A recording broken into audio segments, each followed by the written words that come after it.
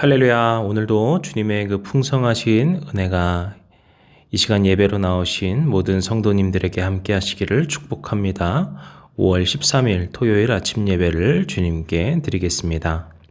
우리 다 함께 조용한 기도 드리시겠습니다. 우리의 위로자 되시고 우리에게 새 힘을 주시는 등대가 되어주시는 사랑과 능력에 또 우리를 돌봐주시는 우리의 주인 되신 아버지 하나님, 오늘 이 시간도 주님께 예배로 나아가길 원합니다. 우리가 오직 주님 한 분만을 바라게 하여 주시고 주님만을 예배하는 그런 주님의 예배자 되게 하여 주시옵소서. 이 모든 시간을 주님께 맡깁니다. 예수님의 이름으로 기도드렸습니다. 아멘. 우리가 함께 고백할 시편의 찬양은 시편 146편 8절에서 9절까지의 말씀입니다. 여호와께서 맹인들의 눈을 여시며 여호와께서 비굴한 자들을 일으키시며 여호와께서 의인들을 사랑하시며 여호와께서 나그네들을 보호하시며 고아와 과부를 붙드시고 악인들의 길은 굽게 하시는도다. 아멘. 오늘 우리에게 주시는 하나님의 말씀은 민수기 27장 12절에서 23절까지의 말씀입니다. 여호와께서 모세에게 이르시되 너는 이 아바림 산에 올라가서 내가 이스라엘 자손에게 준 땅을 바라보라. 본 후에는 내 형 아론이 돌아간 것 같이 너도 조상에게로 돌아가리니 이는 신 광야에서 회중이 분쟁할 때에 너희가 내 명령을 거역하고 그 물가에서 내 거룩함을 그들의 목전에 나타내지 아니하였음이니라. 이 물은 신광야 가데스의 무리바 물이니라. 모세가 여호와께 여짜와 이르되 여호와 모든 육체의 생명의 하나님이시여 원하건대 한 사람을 이 회중 위에 세워서 그로 그들 앞에 출입하며 그들을 인도하여 출입하게 하사 여호와의 회중이 목자 없는 양과 같이 되지 않게 하옵소서. 여호와께서 모세에게 이르시되 눈의 아들 여호수아는 그 안에 영이 머무는 자니 너는 데려다가 그에게 안수하고 그를 제사장 엘르아살과 온 회중 앞에 세우고 그들의 목전에서 그에게 위탁하여 내 존귀를 그에게 돌려 이스라엘 자손의 온 회중을 그에게 복종하게 하라. 그는 제사장 엘르아살 앞에 설 것이요 엘르아살은 그를 위하여 우림의 판결로서 여호와 앞에 물을 것이며 그와 온 이스라엘 자손 곧 온 회중은 엘르아살의 말을 따라 나가며 들어올 것이니라. 모세가 여호와께서 자기에게 명령하신 대로 하여 여호수아를 데려다가 제사장 엘르아살과 온 회중 앞에 세우고 그에게 안수하여 위탁하되 여호와께서 모세에게 명령하신 대로 하였더라. 아멘. 오늘은 우리가 이 말씀의 제목과 같이 이 모세의 후계자로 세워지게 되는 그 여호수아의 여호수아가 이렇게 세워지는 그 과정과 그 일에 대해서 나누고자 합니다. 그래서 우리가 27장의 12절부터 마지막 절까지 말씀을 그렇게 보겠습니다. 그에 앞서서 그 세워지는 과정을 보기에 우리가 앞서서 하나님께서 모세를 부르시고 먼저 말씀하시는 것이 나오는데 그것이 오늘 12절 말씀이죠. 여기서 우리가 먼저 볼 수 있는 한 가지 흥미로운 표현이 있는데요. 여기서 하나님께서 어떻게 말씀하십니까? 내가 이스라엘 자손에게 준 땅을 바라보라. 이렇게 모세에게 말씀하십니다. 여기서 말하는 하나님께서 주셨다라고 하는 그 땅은 가나안 지역을 말을 하거든요. 그런데 아직 이스라엘 백성들은 그 가나안 땅에 가지 못했습니다. 당연히 정복하지도 못했고요. 하지만 하나님께서는 그 땅을 보라 하실 때 이제 곧 너희에게 줄 땅이다. 이런 식으로 미래형의 표현으로 말씀하신 것이 아니라 이미 너희에게 준 땅, 즉 완료적인 표현으로 사용하셨다라는 것이죠. 그래서 하나님의 약속이라고 하는 것은 우리가 그 약속의 어떤 성취를 기다리기도 하겠지만 하나님께서 그것을 약속하신 시점에 그것이 이미 이루어진 것이구나 라는 것을 우리가 생각해 볼 수가 있겠습니다. 그리고 이어서 13절을 보시게 되면은요, 모세에게 그러면서 무슨 말씀을 하시니까 보니까요, 형 아론처럼 너도 조상에게 돌아갈 것이다 라고 이야기를 합니다. 이것은 무슨 말이냐면요, 너도 그 아론과 같이, 그러니까 모세도 아론과 같이 그 가나안 땅에 들어가는 것이 아니라 이곳 광야에서 죽게 될 것을 말씀하신 것이죠. 그리고 그 이유에 대해서 14절 말씀에 그 무리바 물에서 다투며 있었던 그 일 때문이라고 말씀을 하시죠. 우리가 이 이야기는 예전에 그 아침 예배에서 한번 다룬 바가 있긴 한데요. 그때도 한번 이야기를 하긴 했지만 모세 입장에서 좀 섭섭하거나 아쉽게 느껴지지는 않았을까요? 지금까지 참 열심히 하나님을 따라왔던 그였지만 어떻게 보면 그 한 번의 잘못 때문에 가나안에 들어가지 못하게 하신다니 하나님 너무 가혹하십니다 라는 생각이 들지 않을까라는 마음이 들었습니다.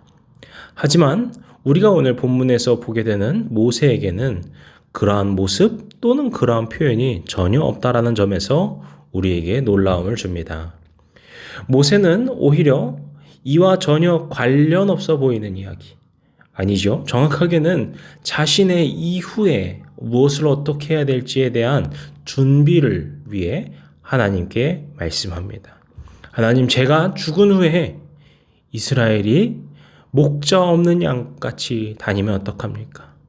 제가 죽은 후에 새롭게 이스라엘을 이끌어 나갈 그 후계자를 세워주십시오.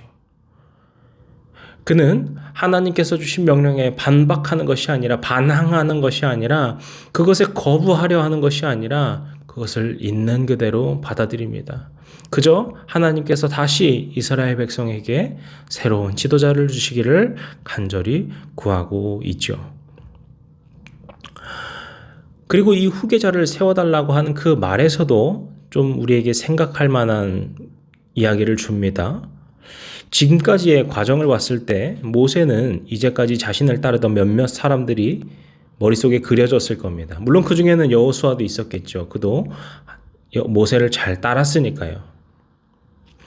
하지만 모세가 또 다른 사람, 갈렙도 있을 테고요. 혹은 다른 누군가를 또 생각이 났을지도 모르겠습니다.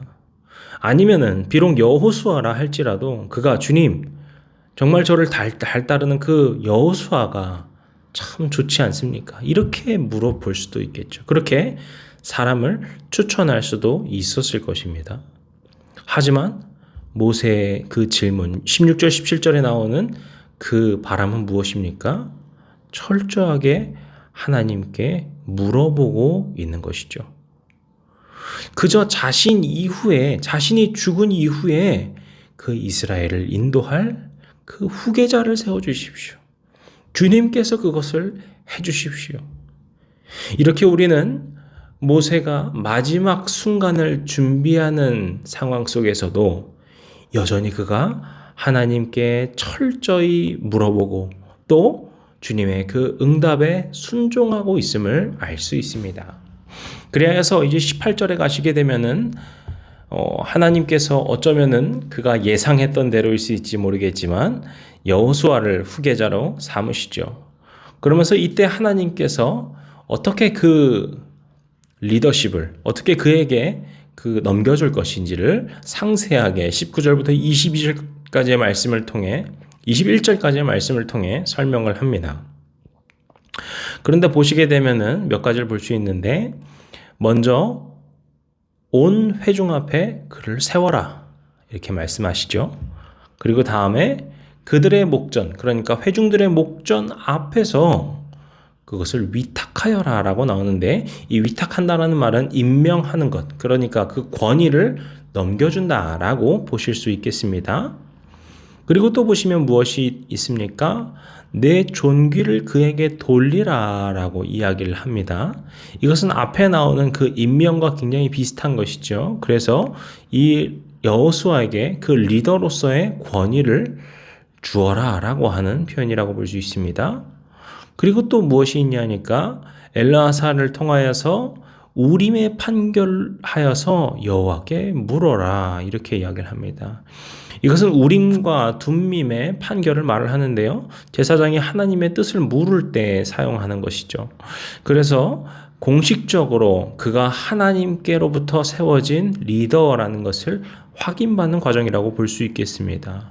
그리고 마지막엔 엘르아세라의 말을 따라서 그가 나가며 들어가라 이렇게 이야기를 하죠. 여기서는 이 17절 말씀 우리가 좀 참고해 볼 필요가 있는데요. 여기 보시면 그로 그들 앞에 출입하며 그들을 인도하여 출입하게 하사라고 하는 이해하기 좀 쉽지 않은 표현이 있는데 이것은 여기서 말하는 그 나가며 들어간다라는 말과 같은 표현입니다. 이것은 히브리어에서 그러니까 이스라엘 사람들이 자주 사용하는 어떤 업무를 앞으로 해낸다라는 어떤 관용적인 표현입니다. 그래서 이제 여호수아를 통하여서 이스라엘이 하나님의 말씀대로 일을 해나갈 것이다. 그렇게 인도될 것이다. 이것을 보여주는 것입니다. 이렇게 이런 과정들을 통하여서 하나님께서 여호수아를 후계자로 삼으라 이렇게 모세에게 명령하신 것이죠.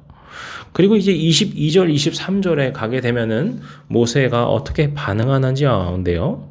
아주 단순 명료하게 표현합니다. 모세가 여호와께서 자기에게 명령하신 대로 했다.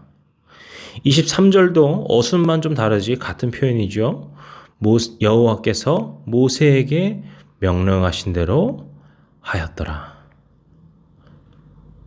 저는 오늘 말씀 가운데에서 이러한 모세의 모습을 계속해서 묵상하게 되는 것 같았습니다.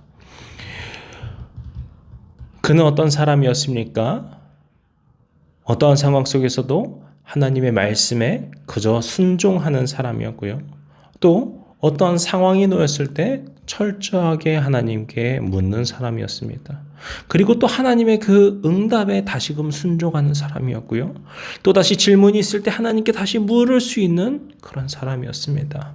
하나님께서 기뻐하시는 그 리더, 하나님께서 사랑하시던 그 모세의 모습은 바로 그가 하나님을 철저히 의지하여서 하나님께 질문하고 또 하나님의 말씀에 응답하는 그런 사람이었다라는 것이죠. 이것은 아마 여호수아에게도 깊이 전해졌을 것입니다.